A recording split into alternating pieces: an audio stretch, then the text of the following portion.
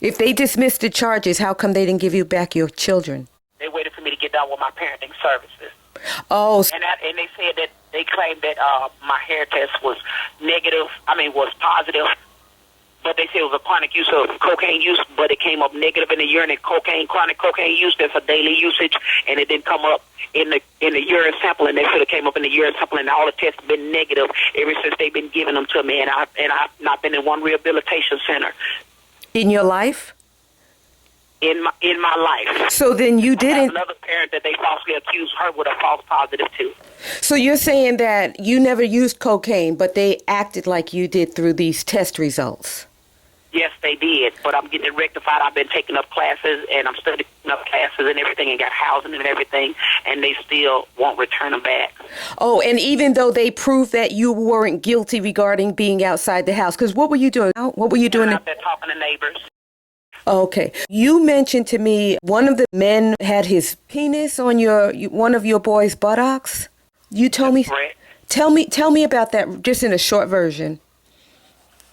My two children, who were in, all three of them were in a group home, Love and Emmanuel, and Love got in some trouble. They got in also in a doctrine in a notated form that Love was sneaking out the room trying to call me, but him and his brother Emmanuel happened to be walking along the door, and they happened to catch a man laying down on the little brother, and they happened to push him off, and they got in trouble for that. And the policeman said that she took the children out of the house and separated them due to the fact that she was informed that I told them to watch over their little brother because the little baby had got molested, in which I got an email I had them sent to you stating where they even had admitted that themselves. Oh, I see. That the child had been molested. What are the ages of your children again? Love Devon Speed is 12 now. March 19, 2001, and Emmanuel James Speed, he's 9. And Romeo Riley, we call him Joshua, he's 6. Which one? March 22nd. Both of your kids saw that happen to the little boy? Yes, they did. Okay, and then they were the ones that tried to push him off, so they separated them where they can't protect him anymore. Is that correct? That's correct. What is it that your goal is right now, so we're on the same page? My goal is to get them in a safe environment back with the mother, with me, as I'm finishing taking up a few of the parenting classes, because numerous of parents also came and still had their children reinstated to them and still took up the classes, and also to keep them out of harm's way, to keep them from being abused.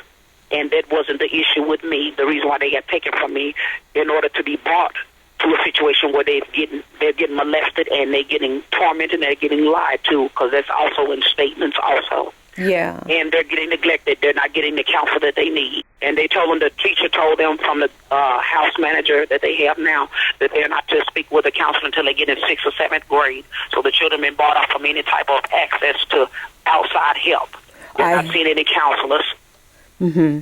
And they also was supposed to get surgery at Love Speed, but his grandmother and his granddaddy had him in December, and they had already had him a physical examination, and the doctor didn't say then that he needed to have operational surgery on his little dime-sized hernia, that they said that he could wait till he was a teenager on, when I took him a year and a half ago to the doctor. But the grandparents took him to the doctor, and there was no diagnosis of he needs to have an immediate surgery. But all of a sudden, when I called the police and informed them, and the child abuse line, and tell them about my son is getting molested, because every time I see him, he's walking sore and complaining about his anus is hurting him, and he comes with all kind of herpes sores on his mouth, him and his other brother, almost every time I see him, in which I've got numerous pictures of that also, on their mouth, that something's going on with them. Every time I try to ask them about what's going on, there is something to it.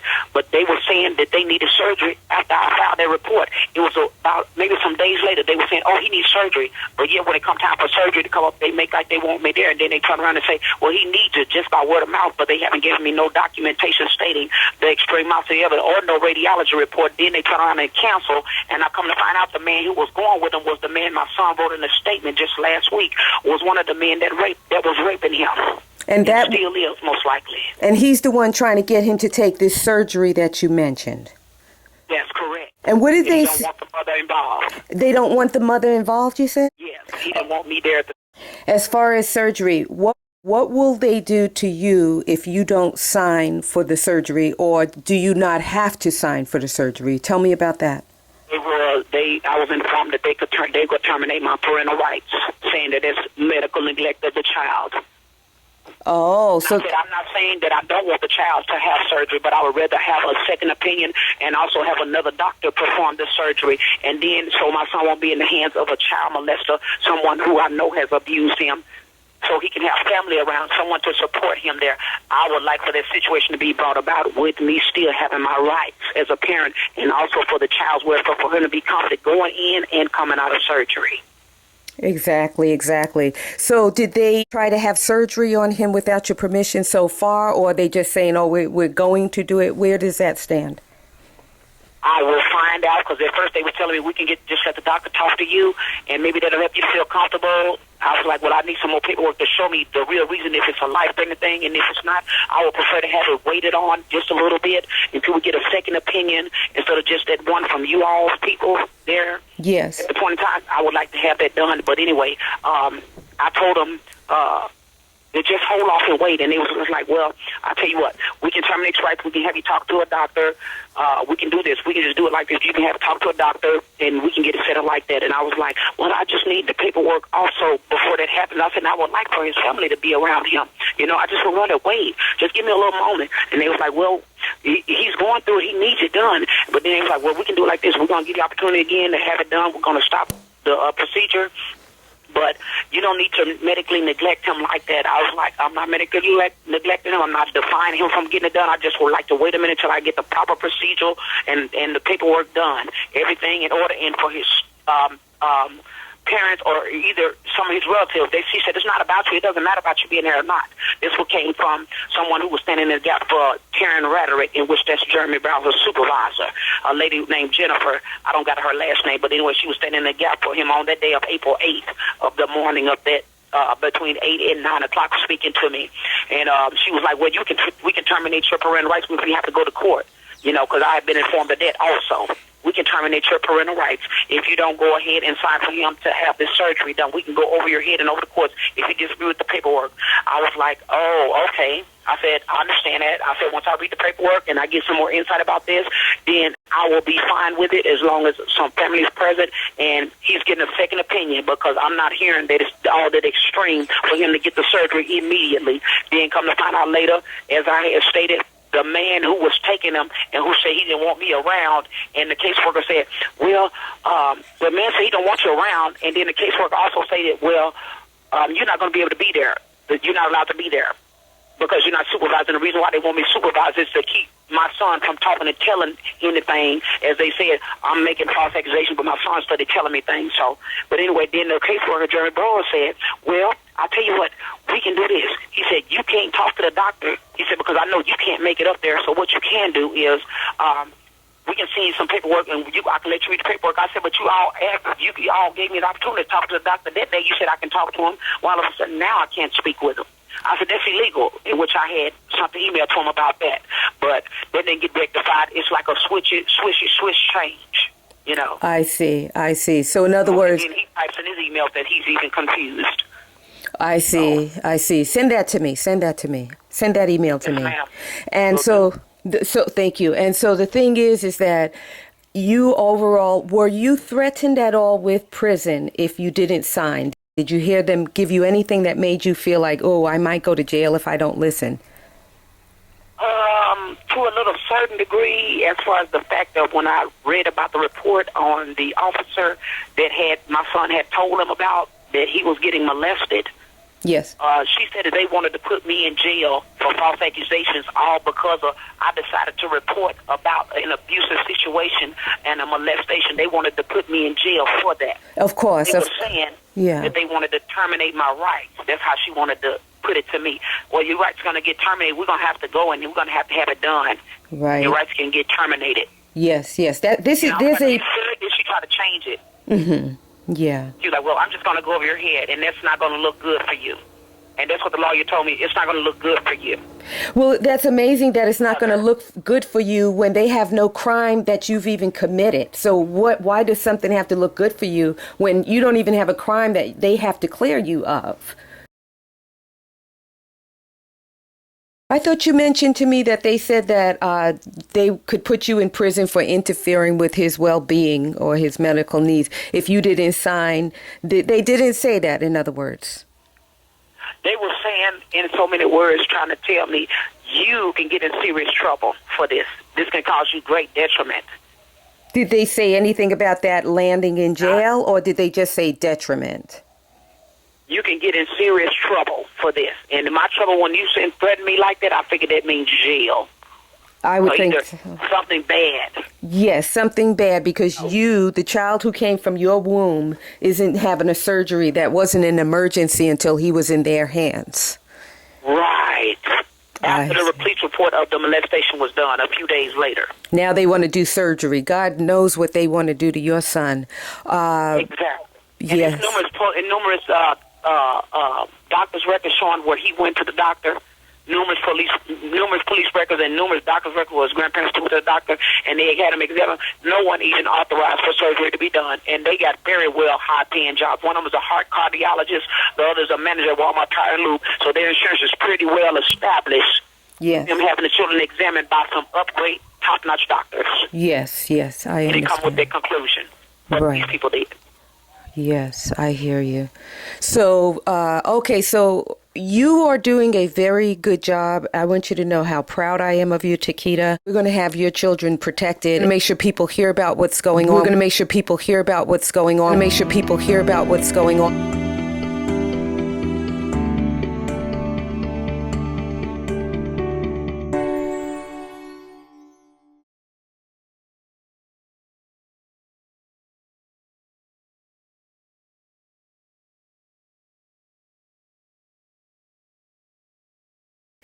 How you doing? What's going on? The reason I was trying to get in touch with you is because I've been having some things going on. Love came to the visit yesterday with his eyes that had been damaged. With his what? His eye was damaged. Oh. How? Somebody poked him in his eye real bad. They had like continuous pokes in his eye. And his shoulder, I was led to check his shoulder, and his shoulder had been bruised up real bad. So after I had pulled his shirt sleeve back, and a man that's really prejudiced, the same driver that he brings him back from Peoria, Arizona, from the group home that they stay in. They usually say that they don't allow cab drivers to drive them back and forth because they don't want a relationship being developed with them and the children getting comfortable with them and the children disclosing information to them. So they really change up the tax cab drivers. They've been breaking the law on that. CPS has. They've been allowing that man, which is a very prejudiced man. Tall Bill claimed he worked for the police force, but I could tell he's a prejudiced type of man because he defies them having any water to drink on that 2.5 hour drive to 3 hours, or any little food in the taxi cab. He deprives them of that, and no toys in there. And the children look very fearful when they deal with him too, when they go in and out of the taxi, when they get dropped off, and when it's time to go. You know, and we had a couple of little words before. But anyway, and I was feeling really in my spirit that he had something to do with it, and the baby's scared to tell me. But my children was like, Mama, somebody did this to me, you know. And I was like, baby, that look fresh, like that was just done. Because I noticed how it started clearing up. Yeah. Like that was fresh. I said, somebody did that to you. I said, it had to be somebody you was just with when you get through talking to me, love. And so, Love was looking scared, and he looked up at the test cab man and he was trying to hint to me, you know, at his head, you know, and looking at the man, you know, when they was talking. I was like, oh, okay. And I was been contemplating, you know, and when they go back to that group home, my love was also saying, young child, the brother that's with him, Emmanuel Speed, Emmanuel said, Mama, you know the man of the group home named Scott Williams, he be having them boys to jump on Love. It was a few fat ones. It was 5 boys. Mama, they jump Love real bad, and Love be having scorpions and everything crawling in and out of shoe, and they be crawling on us. And I looked online for Sunshine Residential Homes in Peoria, Arizona, where a man named Simon something is on, but they call them Jomax Homes for troubled teens. So they got the children there, and he got even his workers online that saying that he be robbing CPS, be robbing the children of money, government money, and that he's and the abuse there. That's why some people who work there, they said that they quit. That's all online too.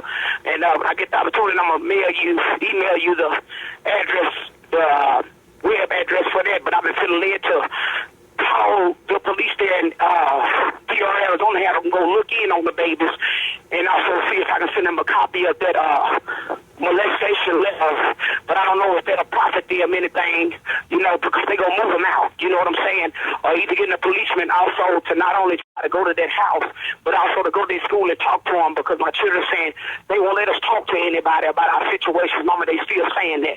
They won't let us talk to anyone about what's going on with us, because the house manager, Scott Williams, keeps saying that we might be done said the wrong thing, so they won't let us have a counselor. And I said, oh, okay then. And anyway, I was been feeling in my spirit like they is in endangerment for them. They in danger, They are. I've been trying to rest from that, but I'm like, Lord, then when you all do get involved to a certain degree, how will we be able to locate them? Because last time Jeremie, the caseworker, he kept them from me for weeks, and that was illegal what he did. He kept them from me for weeks, and I didn't know what they were. I couldn't see them anything. They could have been tormented terribly during that time. So I'm like, man, what can I do? You know what I'm saying? I'm like, I feel led to call it also to the child abuse line and give all them names, but they gonna exactly move them up out of there. But see, I won't be knowing where they move them, and I'm risking I won't be knowing where they move them at, and then I won't have no address to give you right offhand, because I don't know if they allow me to. They're gonna be like, how she find out the address? Having some children telling her, disclosing that information, so. That's why they got me on high risk watch. I see. Yeah. The address that the address that they had whited out, remember you scraped that off, is that where your kids are right now? That's that doctor's office number that I gave you. No, the address. The address that you scraped off. The address. Remember you said they had whited it out, but you were able to see it anyway. Is that address where the doctor is, or the address where the children are? No, that's not the address where they are. They in Peoria, Arizona. They got that online. Okay. I got that too. I don't got the exact house number, but it says Sunshine Residential Homes in Peoria, Arizona. I ain't got no number for that, because they said that man Simon is over like 19 different homes. Yeah. I see. So I'm trying to figure out if they call it Jomax. And I'm like, but I know the school name, the exact school. Ain't no mix up with that. There's only one school in that place that they gave me, because I got the teacher's name and they messed up to what they said. I went and looked up online and I found out what the school destination is when they go Monday. You see, so I'm like, Lord, what can I do? I see these babies in danger. I mean, serious danger. They're in serious danger. In my spirit, I've been feeling ever since when they left me yesterday evening. They were scared and terrified out of their mind. They was afraid, and I felt danger for them. And I'm like, God, I can't even shake this feeling. You know what I'm saying? It ain't something I can eat off or walk off. Or either I done been in prayer and stuff, amen, and everything. And it still won't leave. Oh, no, because it's there. It's there. It's full on there. Okay, what I'm going to do is I'm going to be getting your information I have a lawyer friend. I'm going to send him your information on what's going on. I have a police officer friend. I'm going to contact him. And I have another friend in New Hampshire who gets stuff out on the radio like this, saying this is what's going on. These kids are in danger. And not just these kids, but a bunch of kids in this realm who are taken from their parents like this.